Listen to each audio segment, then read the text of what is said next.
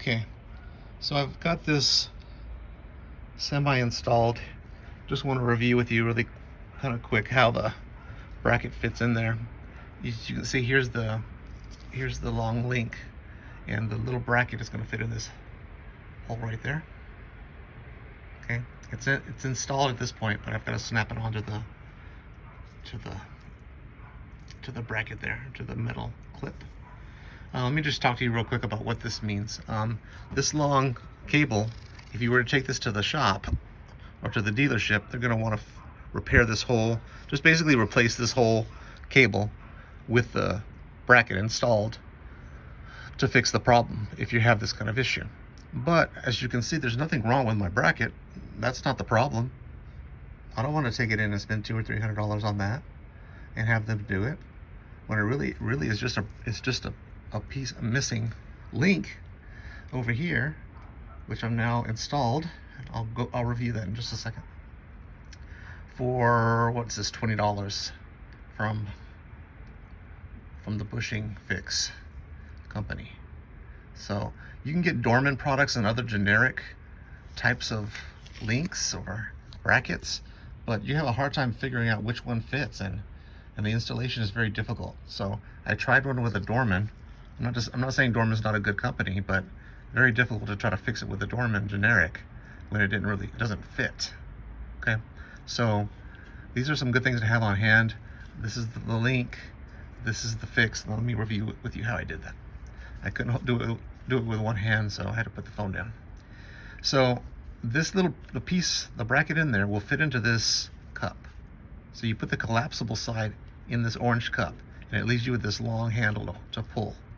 So essentially this was plugged in this way, like this. Okay, so I put the whole thing in through the hole this way. It went right through, and then it leaves you with that white head right there, and then the cup is sitting this way. Okay, once it's installed, you get it in there really good. You probably hear you'll hear a little bit of a clip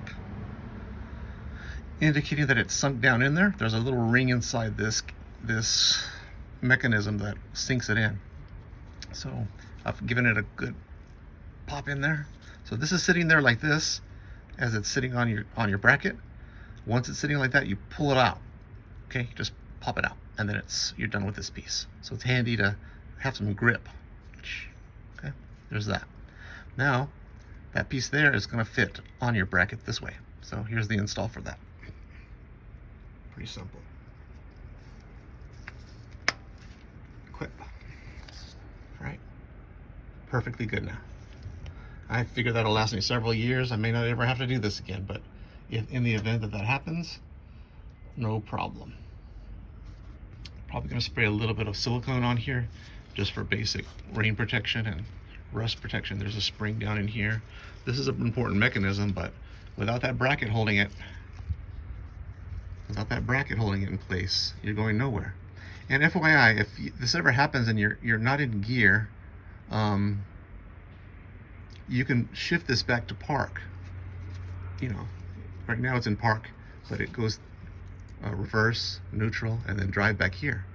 So I believe I manually put it in park when I needed to on that particular occasion when I was in reverse.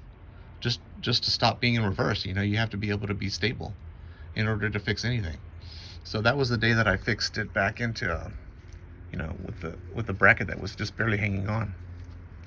Anyhow, good fix now.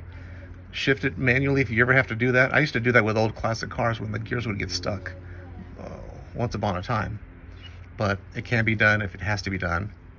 But of course you want the mechanism to do it itself. So it's installed, everything's good, and I'm happy about that. Back in business. All right, y'all take care.